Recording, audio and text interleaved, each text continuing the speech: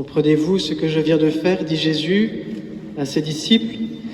Et moi j'ai envie de vous demander, comprenez-vous ce que nous allons faire en célébrant la messe? Et j'espère que vous allez me répondre non.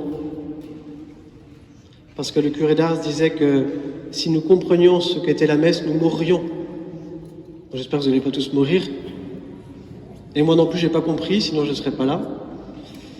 Mais la messe est tellement grand que nous n'en comprenons que très peu. Et nous n'aurons pas assez de 3 jours pour explorer ce mystère. Je vous l'ai dit dimanche dernier, c'est sur la messe que je voudrais prêcher pendant ce Triduum, en commençant aujourd'hui par la dimension la plus évidente de la messe. On ne fera pas le tour de la question, hein, vous l'avez compris, en 3 jours. Mais j'espère vous rappeler quelques fondamentaux. Et le plus évident à la messe, c'est la dimension du repas.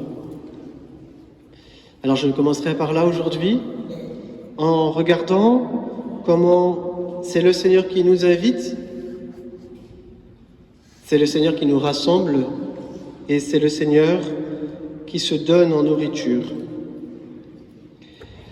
Voilà, à chaque messe, nous sommes un peu comme les 12 apôtres autour de Jésus ce soir, lors de la scène, et c'est un repas. Jésus nous invite comme il a appelé ses 12. Il les a appelés il y a 3 ans à le suivre. Ils ont répondu à son appel. Ils ont choisi de donner une place à Jésus dans leur vie. Et ce soir, en ce jeudi saint, la veille de sa passion, Jésus les veut avec lui à table. Il a de la chance, il avait le droit plus que 6, il a le droit d'en avoir 12, mais il les a choisis. C'est ceux-là qu'il a voulu avoir. Il les appelle les siens. Jésus, ayant aimé les siens, les aima jusqu'au bout. C'est proche, c'est intime. Et si je dois en choisir 12, ça sera eux. Il les veut autour de lui ce soir pour, vous avez entendu, les aimer jusqu'au bout. C'est la veille de sa mort, c'est son testament. Il a envie de tout donner à ceux qu'il aime. Et ça va être la messe. Et nous aussi, à chaque messe, nous sommes les siens. Si tu es là ce soir, c'est parce que Jésus t'invite. Il nous invite chacun personnellement parce qu'il nous veut avec lui, auprès de lui, à chaque messe. Quel privilège! Vous êtes des VIP. Vous êtes des very importantes personnes pour Jésus. Il vous veut avec lui pour ce rendez-vous d'alliance, puisque vous lui avez dit oui un jour, à votre baptême au moins. Oui, je veux bien que tu fasses partie de ma vie, Jésus. Je ne sais pas tout, mais je veux te faire une place dans ma vie. Et alors Jésus, viens. Te dit, viens à ma table chaque dimanche. Et s'il t'invite, ça veut dire qu'il t'attend. Il t'attend chaque dimanche. Comme on attend quelqu'un pour un rendez-vous. Quand il ne vient pas, on est déçu. Et je le dis pour vous, les jeunes, en particulier, qui vous ennuyez un peu à la messe, voire beaucoup, ce qui est tout à fait compréhensible. Les enfants, peut-être aussi, encore plus. Venir parce que Jésus vous invite, c'est déjà une raison suffisante pour venir. Et c'est très important. Et c'est beau que vous soyez là. Merci pour votre fidélité, vous les enfants et les jeunes, qui venez à la messe alors que vous vous ennuyez. Ça fait plaisir à Jésus, puisqu'il vous invite et il vous attend. Alors si Jésus nous invite, peut-être qu'à chaque messe, nous pourrions commencer, quand nous arrivons, que nous trouvons une place, par dire « Me voici, Jésus, je suis là. Tu m'as invité, je suis là. » Mais quand je le dis, c'est sérieux, c'est prendre le temps de le faire. Est-ce que nous commencerons la messe comme ça, par ce temps de cœur à cœur avant que ça démarre, dire « Voilà, Seigneur, je suis heureux que tu m'aies appelé, je suis heureux d'être là pour ce rendez-vous d'alliance qui nourrit ma vie. » Voilà, Jésus nous invite, Jésus nous rassemble. Nous répondons à l'appel de Jésus, chacun, personnellement, mais une fois qu'on est là, on se rend compte qu'on n'est pas tout seul.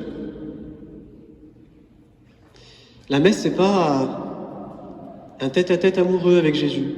C'en est un, mais on est quand même beaucoup. C'est pas non plus un seul service.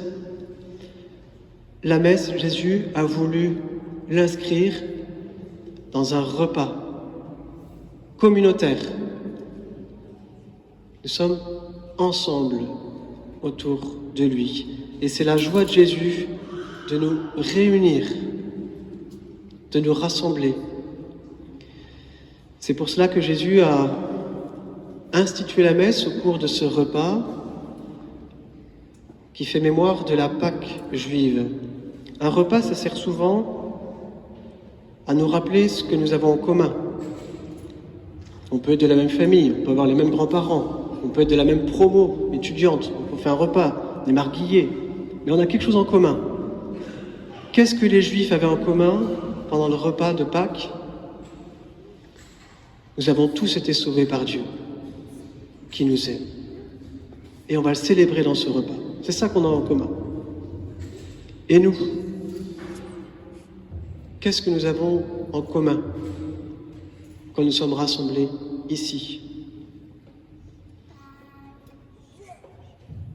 Nous avons tous en commun d'être sauvés par Jésus, gratuitement, et de le savoir, et de le reconnaître, et de le célébrer, et de nous en réjouir. C'est ça qui nous rassemble. C'est pas d'être meilleur que les autres, c'est de croire que Jésus nous sauve. Ici-bas, par son amour, et au-delà, par sa résurrection, sa vie éternelle. Ce que nous avons en commun aussi, c'est que chacun d'entre nous, Jésus nous a lavé les pieds. Alors, regarde autour de toi, il y a peut-être des gens à qui toi, tu n'aurais pas envie de laver les pieds, dans cette assemblée. Eh bien, Jésus, lui, tout à l'heure, va passer, laver les pieds de quelques-uns pour nous dire qu'il le ferait à tous, y compris à celui à qui toi, tu n'aurais pas envie de le faire. Alors, si nous prenons cette conscience, au début de chaque messe, que nous sommes pécheurs, c'est justement pour ça, pour mieux célébrer ensemble, en sachant que c'est gratuitement aimé par Dieu tous que nous sommes réunis, rassemblés. Nous prenons la mesure de l'amour du Seigneur quand nous sommes à côté de quelqu'un qui chante faux et qu'on se dit « le Seigneur le supporte, mieux que moi ».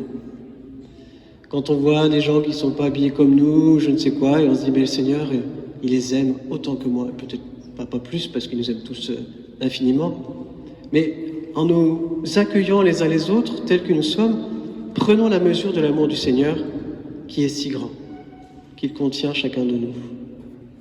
Et pour chacun de nous, il veut donner sa vie. Pour chacun. Alors là aussi, peut-être quand nous arrivons à la messe, ou quand au cours de la messe nous sommes distraits par tel ou tel autour de nous, parce que il se met à genoux, parce qu'il se met pas à genoux, parce qu'il chante faux, parce qu'il n'a pas l'air de suivre, peu importe les raisons qui font qu'on se regarde parfois de travers, quand nous avons ce genre de distraction, revenons au Seigneur en disant « Seigneur, tu donnes ta vie pour mon frère et tu m'appelles à l'aimer comme toi. Merci de m'avoir invité ici aujourd'hui pour prendre la mesure de ton amour et pour apprendre à aimer ici et maintenant ceux qui sont mes frères. »